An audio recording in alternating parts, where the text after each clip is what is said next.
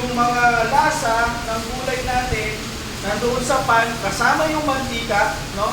At the same time, magiging glossy yung ating pang-garnish, no? Yung mga gulay, dahil sa mantika.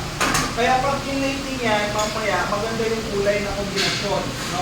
Niluluto natin siya para mas lalong lumabas yung flavor ng ating niluluto, plus magkakulay siya.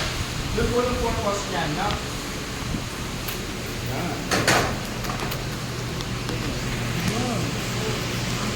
Kung isama ang uso, no, sa paggaganyan, no, pati uso kasi kasama minsan. Relax lang, no, sir.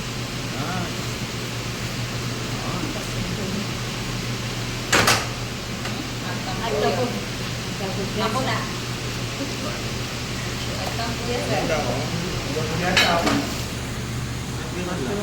Hindi lahat sa ng bagay na mataas, no? Tinitignan nyo rin yung level ng gulay na sinusote nyo.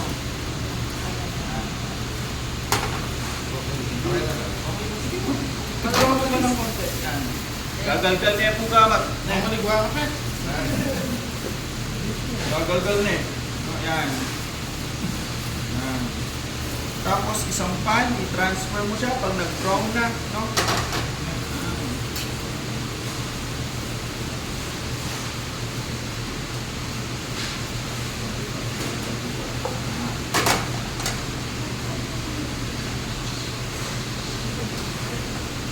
Tapos, paki-open nga po yung isang yun. Para lahat ng flavor, kung pa pinapapansin ko sa inyo na pag nag-luto.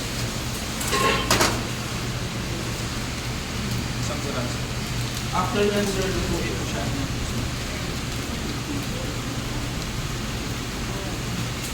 Pag-plating natin.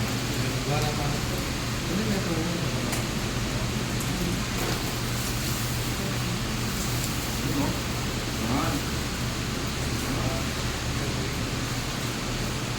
Okay, pag ganyan na yung texture niya, yung kanyang color is amber, no, pwede mo na siyang iset aside. Okay, pero wag mo kukunin lahat ng oil, no? Magtira ka para sa sarili mo, no?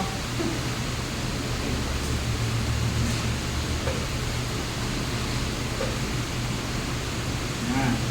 Tandaan, hindi kailangan ilagay ng mantika doon, magtira, para hindi rin magsag yung mga gulay. No? Kung mapapansin nyo, halo-halo na lahat ng flavor na nasa pan. Diba? Pero ang pinaka-outcome niyan, which is sa gravy. Ibig sabihin, lahat ng mga flavor ng gulay, pati yung ating protein, sumama na siya dito sa pan natin. No? Paggawa ko ng cellphone mo para Ay. mali. Sakto lang. Oo, diba? Slide.